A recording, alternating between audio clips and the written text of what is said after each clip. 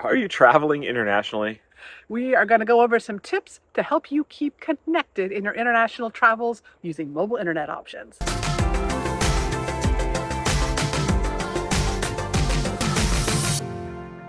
Hey there, I'm Cherie, And I'm Chris. and we are the hosts of the Mobile Internet Resource Center along with our team of amazing folks. And while our content is really focused on US based RVers and boaters keeping connected, mostly in the US, we of course do travel internationally too. In fact, we're actually filming this video during a Canada van trip, collecting maple leaves Yeah. and soaking up mobile internet. We've actually been able to keep well connected, and well, you can keep well connected pretty much anywhere you travel. But it's not as simple as doing so in the United States sometimes. So, of course, the first option that works just the same as it does in the US is using public Wi Fi sources.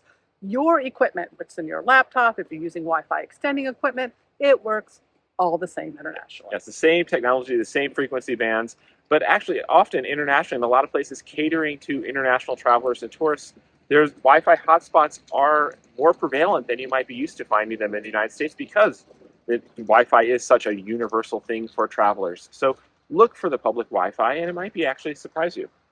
Right. Next is using your US based cellular data plan internationally. A lot of postpaid direct carrier plans, especially the premium ones, include some international roaming. And these can be great. The premium plans can just like, particularly in North America, sometimes work just as if you're in the United States. You get your voice calls, your text messages, and some amount of data when you're in Canada or Mexico. But further afield, things can be a bit more complicated as you go into other countries. So it really, really pays to know what the specific terms of your plans are. You will find that a lot of the plans have limits, maybe on a monthly high speed cap, some of them even a daily high speed cap that you get included with your plan. You may be able to redeem day passes to get access to international data for a day, just and use your plan just like you might at home.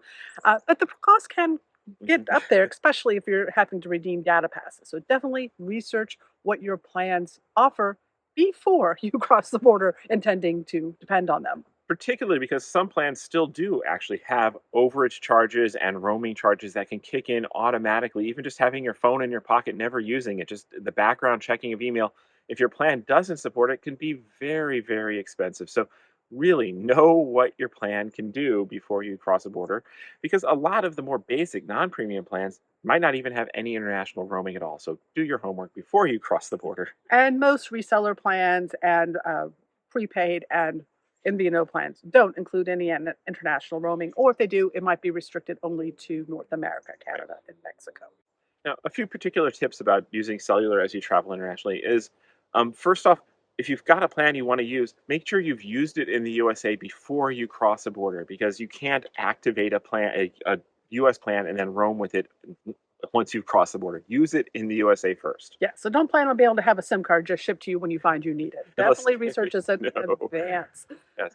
And then sometimes you also might need to talk to your carrier and activate the international features before you travel as well. So, depending on your plan, you might need to call in and enable the features to make sure they're working before you actually travel.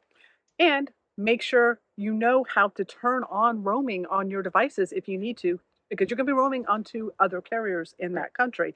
And if you don't have roaming enabled, you're not going to be able to do that. So learn your device before you cross the border. And speaking of your device, make sure that your device is compatible with the cellular frequencies that are used in the countries that you're traveling to and by the carriers that you're traveling to. A lot of like high-end flagship devices like iPhones, they have the bands to roam pretty much everywhere. But a lot of more mainstream devices or lower-end devices or devices sold particularly for just one country might not have the bands to roam, even if your plan supports roaming. So check your hardware compatibility too. All right, so a lot of these plans, they are not intended for long-term international travel, and most of them have terms that say that you can only use your plan out of country for maybe a couple of months, and 50% of your usage needs to be US in that time period. Which means if you're going to be extended traveling overseas or in a different country, you're going to want to seek out data plans with the local carriers of the country that you are traveling in, which might be difficult if you're not a citizen. You might only be able to get prepaid SIM cards. Yes. And we'll also make sure your devices are unlocked if you're going to be using these local SIM cards. If you've got a US device that is locked to your carrier, you get a local SIM card and it won't work unless you've made sure your device is unlocked in advance. And it's a lot easier to do in the US than it is to do Yeah. remotely. That's Again, just how we know. do your homework in advance. Satellite internet with Starlink now, it's enabling international travel across borders within your own continent a lot easier. Uh, Currently, they do allow international roaming, no extra charge if you have the portability feature to just take your service with you within your same continent. Again, though, they have a 2-month limit on it before you have to change your address and your country billing.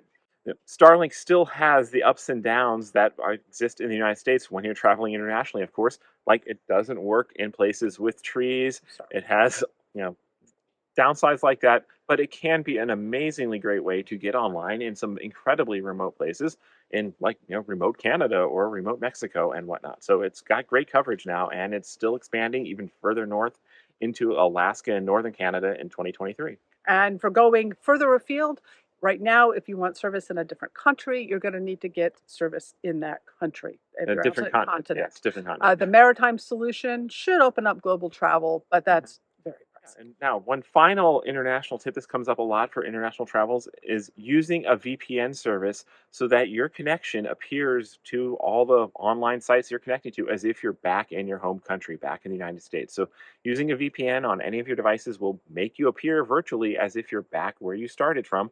That can help keep connected to sites that have more intense security that might not like seeing a connection coming from wherever you happen to be. It makes your sites feel like you're doing your normal usage and behavior. And sometimes it can even help you get around video streaming blocks to stream your video sites, your streaming services from your home country, even when you're in a foreign country that doesn't have that same licensing. But a lot of the video streaming services do seek out, detect, and block VPNs. So be careful with that or don't count on that. And you might want to seek out a VPN service that specializes in video if you want to do that as well. And just a note there, we get this question a bit, is using a VPN internationally does not mask your data as being from the No. US usage. It does not get around any international data caps that might be No. enabled. You are still using the cellular spectrum of the international carrier, and your carrier is still paying roaming fees. So you're not getting around it with that with a VPN. No, not at all. But overall, all of this stuff comes together. It is actually very, very possible to travel internationally and to have a really great connectivity experience. The most important thing is just doing your homework in advance so you know what to expect and what limitations and hoops you might need to jump through. Now, we have a whole bunch of guides. We call our OCONUS selection or outside the continental US collection. We've got one for Canada. We also have one for Canadians. We have one for Mexico, the Bahamas, going to Alaska, and a general international global guide. These are part of our member exclusive benefits. We do track the terms of all of the data plans, both current and legacy plans, so that you know which plans will work when you go traveling internationally. We also track some information about the local carriers so that you can maybe seek out local options if you need them. So, yeah, definitely dive into the guides because they stay up to date on the particulars and the details of the plans. So we can't keep the video updated constantly, but check the guides. Also, if you check out our Gear Center, we have a section just for data plans, and we do track the international roaming options for each of the plans that are out there, and that content is free. So, thank you to our mobile internet aficionados for making videos like this possible, as well as all that we do. For that, they do get extra perks. So, if mobile internet is an important part of your lifestyle, do consider becoming a member. These videos are brought to you by our premium members, our mobile internet aficionados. They make it possible for us to track this news and create these videos. If you like this video, please give it a thumbs up, leave a comment, subscribe to our channel, or better yet, consider becoming a member yourself.